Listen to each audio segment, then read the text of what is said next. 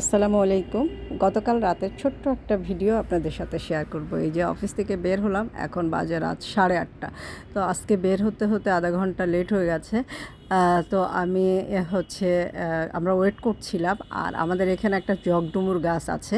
তো একটা জগডুমুর ফল পেড়ে নিয়ে একটু চিবাচ্ছিলাম। জগডুমুর খেতে ভালোই লাগে, খারাপ লাগে না, কষকষ লাগে, মানে কোনো স্বাদই নেই এরকম একটা খাবার। তো জগডুমুর চিবাচ্ছিলাম এবং গাড়ির জন্য ওয়েট করছিলাম। কথা বলতে বলতে গাড়ি চলে এসেছে, আমি আছি, আমার কলিগ লাবণী আছে, সাথে স্যার আছে। তো লাবণীকে আগে নামিয়ে দিয়ে তারপরে আমাদেরকে বনশ্রীতে নামাবে। তো আমরা এই যে গাড়িতে উঠে গেলাম, এখন যাচ্ছি। ওয়েদারটা খারাপ ছিল না, ভালোই ছিল। বেশ প্রখর গরম পড়ছিল, একটা মানে ভ্যাপসা ভ্যাপসা গরম লাগছিল। তো গাড়িতে উঠে গেলাম। এই যেতে যেতে রাস্তাটা একদম ফাঁকা।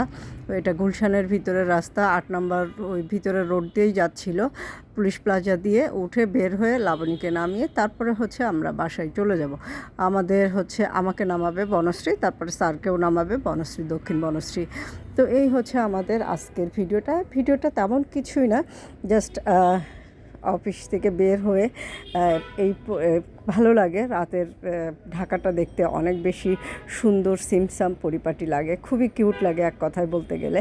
কারণ এত আলোকিত একটা শহর, এখানে রাতেরটাই বেশি ভালো লাগে, দিনের ঢাকাটা খুব বেশি ভালো লাগে না। তো এই কথা বলতে বলতে বাসায় পৌঁছে গেলাম। তো বাসায় পৌঁছে প্রথমে কাজ মেয়েটার সাথে কথা বলা। আর ম্যাক্সিমাম দিন আমার গেটটা খুলেই দেয় আমার মেয়ে। এই যে আমি বাসায় ওয়েট করছিলাম লিফটের জন্য। তো এখন বাসায় ঢুকবো। বাসায় ঢুকে আমার প্রথম কাজ আব্বা কী করছে, মা কী করছে, মেয়ে কী করছে এবং আমার পল্টুস কী করছে সবাইকে দেখভাল করা।